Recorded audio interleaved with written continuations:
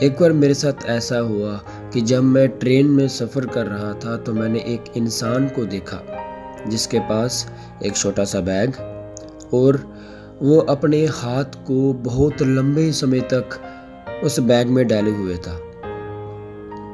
तो क्या हुआ, तो मैं उसे बहुत लंबे समय से देख रहा था। तो कुछ समय बाद मैंने जाके उससे पूछा कि ये क्या वजह है कि आपने इतने लंबे समय तक अपने हाथ को बैग में डाल के रखा हुआ है, आप क्या कर रहे हैं। तब उस इंसान ने कहा कि मैं कुछ कर रहा हूँ जो पुराने बुजुर्ग या पुराने लोग करते थे।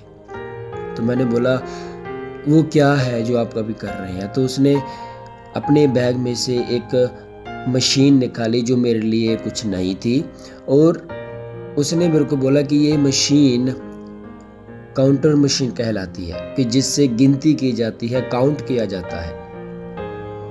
तो मैंने उनसे पूछा भी किस पर्पस के लिए, किस मकसद के लिए आप इस्तेमाल करते हैं। तो तब उन्होंने मेरे को बताया कि पिछले समय में जो लोग थे वो मालाओं को गिनते थे कि जब भी उन्हें फ्री समय मिलता था या सफ़र करते थे ट्रेन में, बसेस में या कहीं भी, वो हमेशा अपने ध्यान को उस माला के ज़रिए परमात्मा के साथ या भगवान के साथ लगाते थे।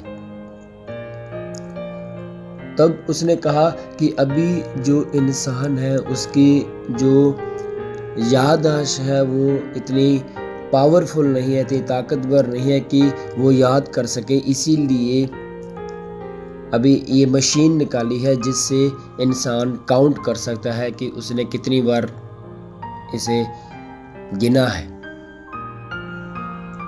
तब उसने कहा कि मैं 71,000 बार इसे कर चुका हूँ, मुझे 1,00,000 बार और करना है कि जब मैं उसको कर पाऊंगा, कर चुकूंगा, तब मुझे मोक्ष मिल जाएगा, उद्धार मिल जाएगा। मैं आपका भाई सैमुअल कपूर एक बार फिर एक नई सोच के साथ आपके साथ परमेश्वर के वचनों में से कुछ बताना चाहता हूँ। जैसे लिखा है प्रेरितों के काम उसके 16 अध्याय उसके 30 और 31 वचन में 30 वचन के दूसरे भाग में लिखा है, हे साहिबो, उद्धार पाने के लिए मैं क्या करूं। उन्होंने कहा, प्रभु यीशु मसीह पर विश्वास कर तो तू और तेरा घराना उद्धार पाएगा। हम यहाँ पे देखते हैं कि एक इंसान उद्धार पाने के लिए प्रभु यीशु मसीह के चेलों के पास आया और पूछने लगा कि उद्धार पाने के लिए मैं क्या करूं।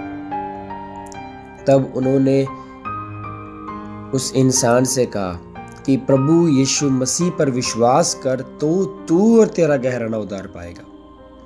आज हम देखते हैं इस दुनिया में लोग उद्धार पाने के लिए, मोक्ष को प्राप्त करने के लिए क्या कुछ कर रहे हैं। जब हम देखते हैं लोग अपने आप को परेशान कर रहे हैं, अपने आप को दुख पहुंचा रहे हैं, परसिक्यूशन की दौर से लेके जा रहे हैं,